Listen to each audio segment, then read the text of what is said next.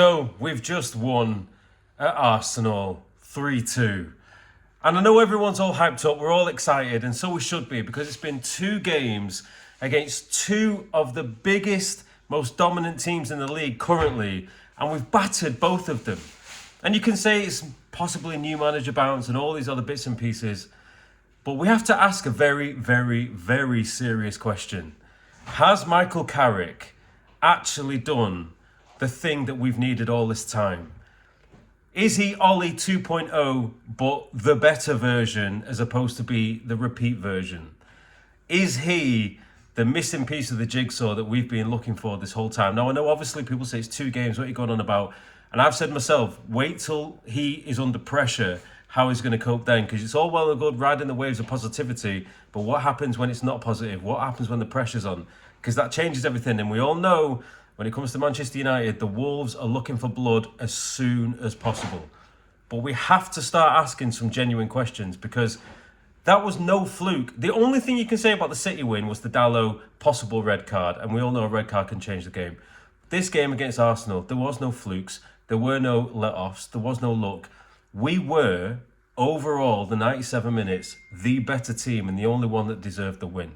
And you have to ask yourself, is it because all these players have now got into a system and a position that they understand, they enjoy? They're under a manager who knows this Man United DNA or Man United way, whatever you want to call it.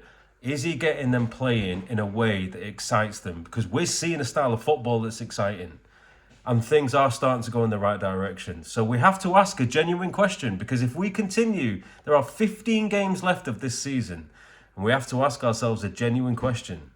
If he continues as he started, is it idiocy to get rid of him and bring in somebody else who doesn't know the club as well, who has to start with their own philosophies, etc., with all these players, and effectively start again? Is it idiocy to do that and break up something that is working? Because I really don't think it makes any sense to stop this train that has started, I was going to say choo-chooing, but it is choo-chooing. I'm telling you, I think we're on to something, and I think it shouldn't be sniffed at if he gets like a 1-year extension at the end of the season, assuming things continue to go in the right direction. It's a very serious conversation. Like, you can't just pretend that this is not something that has to be considered, because all we want from a new manager is a good style of football. We want cohesion amongst the players. The fans want to be entertained. We haven't really been entertained. We've been stressed more than entertained.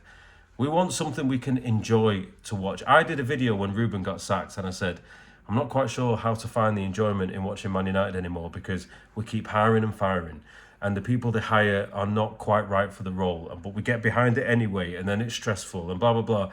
And then we're finally on a journey of like trying to go through a whole rebuild, as they call it, and then they sack him. And I was like, how do I find the joy in it? But then I've seen 2 games under Carrick, and I'm like, I feel like a kid again. I feel like watching Man United from 1990 onwards, and I'm just blown away at how quick he's got a tune out of these guys. And I think it can't be understated. So I'm not going to waffle on for too long. I'm going to enjoy this win, and I'm going to just bask in this I'm going to continue to enjoy my well-deserved beer, and I'm going to continue to bask in this absolute glory that we deserved, and essentially see what the next chapter or the next game is going to look like. But I think it does open serious questions. If he continues on this path, is it any logic in getting rid of him? Because even Gary Neville himself said, you have to stop at like, no, once he's finished his interim, you have to let him go. You have to bring in a world-class manager. Would Gary Neville still say that same thing if we continue the season the way we started? I'd be really keen to understand what his thought was now after seeing those 2 games. And it is only 2 games, so let's be relatively composed and realistic. But it's 2 unbelievable wins against the 2 current biggest teams in the table, and we battered both of them. Once at home, once at their stadium. For the first time in a long time, it feels good to say, I'm excited.